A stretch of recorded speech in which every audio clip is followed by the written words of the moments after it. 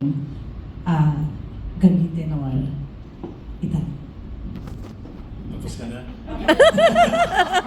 Nakailan na po ba baka, kayo? baka may follow-up question number 3. Ayun lang po para ano. Okay, so ilan yung doktor na nandito ngayon? Si Doc Canson lang, no? Okay, so Doc, pagkakausap mo, professor mo, nai-intimidate ka pa rin, di ba? Kahit na doktor ka na. Yes, po. Oh.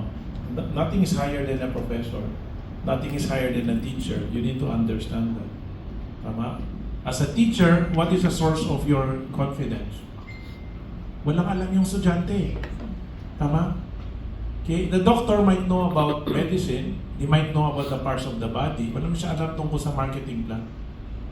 Okay? Wala naman siyang alam tungkol sa dealings of a company like iFern. As I said, in the Philippines, many people look down at networking. But iFern is, truly not a networking company. iFern is a pharmaceutical company with a marketing plan. Okay? Because iFern is a pharmaceutical company na hindi niya gustong payamanin or hindi niya layunin payamanin ang clinic, hospital, butika at doktor. Okay? Ang main purpose ni iFern, magpayaman ng tao. Just so happen, yung mga doktor, tao rin sila. And if the doctor want to do business, then they are the people in the best position. Kasi they already have the patients looking for a cure. Tama? So dito, ibibigay lang ni doktor, ito yung cure. Tama? Vitamins yung cure, hindi gamot. Hindi medicine. No? Vitamins.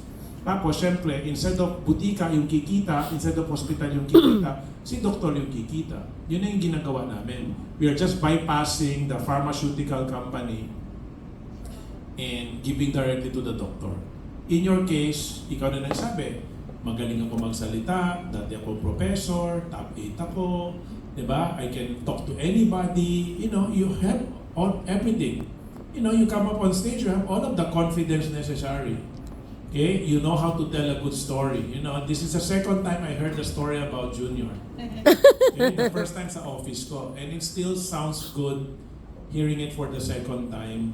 And you will be telling this story, for 10,000 times on your way to becoming iFern $1 Million Club. Woohoo! Okay? Go, So, tita! yung Mercedes-Benz, kayang-kaya. Not a lot of people can earn 500,000 in 3 months. Okay? As you said, magaling ka, you are gifted. Okay? You are gifted. You've been given a gift. Ang tanong, anong gagawin mo? Kasi ikaw, how do I say, it's unbecoming of you to say, I don't know what to do or natatakot ako. Kasi professor ka. You're a teacher. No? Kumbaga, you're teaching confidence, you're teaching knowledge. So, hindi dapat lumalabas yan sa bibig mo. Kumbaga, it's just siguro something you brought from your childhood na takot ka sa doktor or parang you respect doctors. As I said, ito, tinan natin si Doc. If Doc says na i-intimidate pa rin siya sa professor niya, I'm sure 90% of doctors will still be intimidated by a professor, somebody with a PhD. Diba? Kasi only the 5-10% of doctors who are arrogant, will not be intimidated by a professor. Kahit na ako, at my level, I can buy the school, I can buy the hospital, but when I talk to my teachers, oh my God, si teacher ganyan-ganyan, di ba? Parang hindi ko kaya yabangan yung teacher na, teacher, tignan mo, 32 million yung relo na suot ko. Teacher, tignan mo, 50 million yung kotse na gamit ko. Hindi ko kaya yabangan yung teacher ko kasi teacher ko siya. Okay? So the teaching profession is, in my opinion, the highest profession, but unfortunately, not the highest paid position. Yeah. Tama? Marami tayong teacher, marami tayong educator, pareha lang yung kinikita nila. Di ba? Kasi dapat sana after na mag-aral ng DPWH sila. Nagkamalan sila ng pinasok, di ba? Sa eskwelahan sila napunta. Di ba? Kung sana, instead of going to the high school, they went to the House of Congress. Di ba? Ibang house yung napasok nila, school house na pasok nila. Okay? So, remove that feeling of fear, no? The I'm not confident, does not belong in your vocabulary. Diba? Kasi at the end of the day, there is no question that the doctor will ask that I don't know the answer. Kahit anong itanong sa akin ng doktor. Sabihin niya sa akin, how many bones in the body? Doc, that's a good question. Let me get back to you on that answer. Tama. Kasi hindi naman ako yayaman kung alam ko how many number of bones. Tama? So meron siyang malalim na tanong sa'yo, hindi mo alam, Doc, wait, let me get back to you. Tama? Kasi yung information mo about yung prostate, about yung kidney stone, about junior, all of that is enough information already.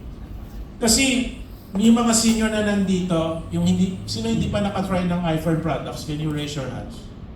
Yung mga nandito, yung mga bisita, never tried, right? Kasi first time lang. But you're taking some other type of medicine or medication or maintenance, right? Meron ba kayong tinitake na ang tagal nyo ng tinitake pero yung nararamdaman nyo hindi naman nagbabago?